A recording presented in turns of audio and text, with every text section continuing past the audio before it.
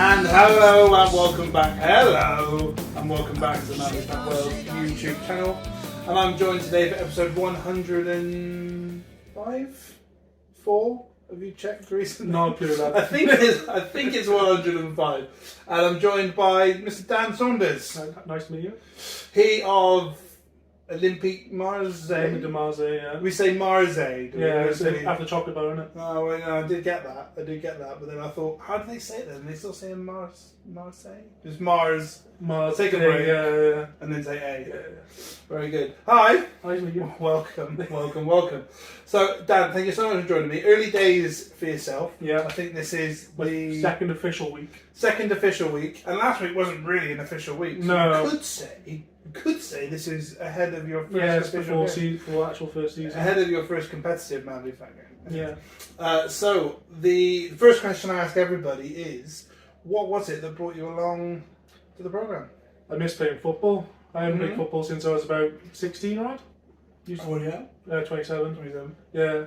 So it's been hard, like obviously everyone grows up, like, I mean my mates can't play football anymore, like, obviously with my size it's hard to go to normal football leagues where I actually feel like, like normal size people. You know what I mean? Sure. No, I know what you Yeah.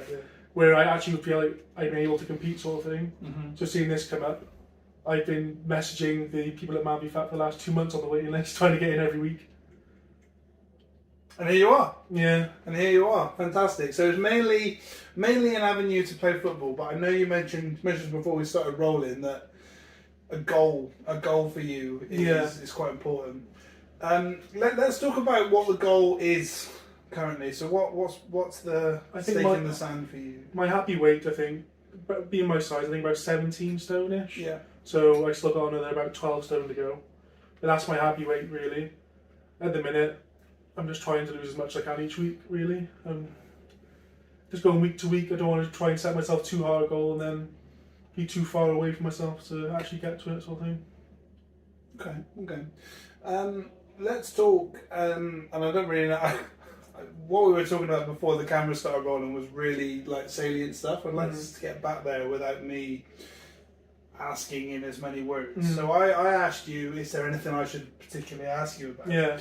And you told me a story. Can I get you to tell that story again? Yeah, so my entire life I've really suffered with body dysmorphia, so I've been an active person my entire life, really. In my school, I won the Welsh Cup, my school, really high level, playing at Parky Scarlets in front of all the Wales team. This is rugby? Yeah, rugby, yeah.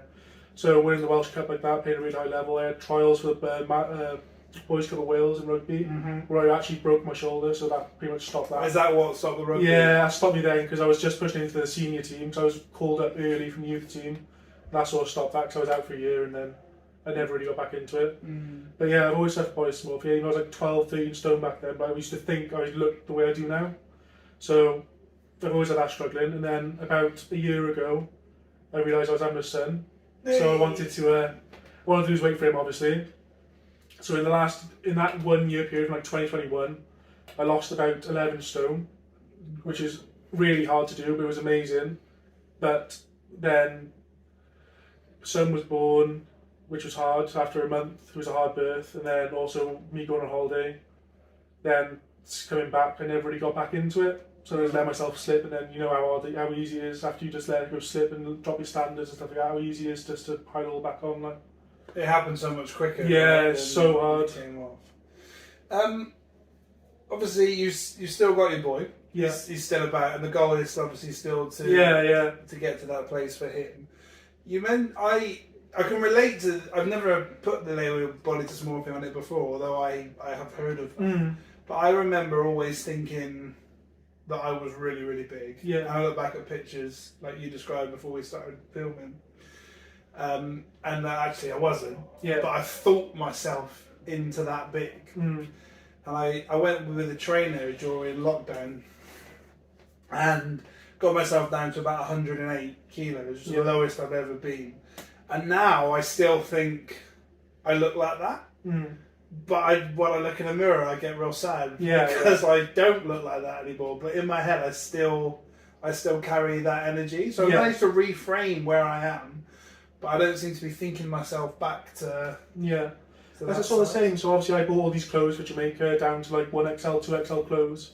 What a thing. And you don't actually, I don't feel like I put on weight. It's only when I put on the scales and when I go try and put on clothes. I don't see myself putting on weight unless I actually get told I'm putting on weight. It's quite a hard thing. So unless I'm actually keeping track every time, which when you know you're eating bad, you don't want to go on the scales. You don't want to tell yourself you're doing bad. But yeah, unless I've actually physically weighed myself or trying to fit into something I know won't fit, I don't actually ever feel like I put on weight, sort of thing. That's interesting. Yeah. Have you and not that it doesn't say, you're so aware of it, but is it something that can you like think yourself out of it, do you think?